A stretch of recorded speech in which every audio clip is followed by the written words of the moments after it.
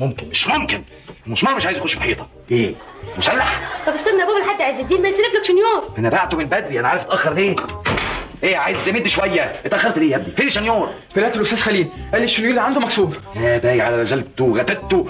نزلت الجراج عند سايس؟ نزلت ولسه بقول له بابا عايز، ما كملتش ضربني بالشلوت وجري ورايا بمفتاح العجل. سافر. اطلع يا ابني، اطلع لسعد اللي في الدور السابع جارنا ده، اطلع سلم عليه وقول له بابا بيسلم عليك وابتسم له كده وقول له من فضلك اديني شنيور، مع اني ما بسطتهوش انما زي بعض. يا بابا انا ما خليتش شقه في العماره الا لما طلعت وسالت فيها، واللي في السابع بالذات قال لي خلي ابوك يشيل له شنيور ورات على الباب في وشي. سعد عمل كده؟ ايه ده؟ طيب رحت للسباك صديقي اللي على اول الشارع؟ رحت له ما رضاش يديني لما ادفع رهن. ايه ده؟ ايه ده الناس جرى ايه؟ خلاص هتموت على شنيور هينقص حته. اتصرف ازاي بس يا ربي؟ مفيش فايده. خلاص امري الله. خش يا ابني خش افتح دولابي وطلع شنيور الجديد اللي انا شاريه النهارده. يلا اتفضل.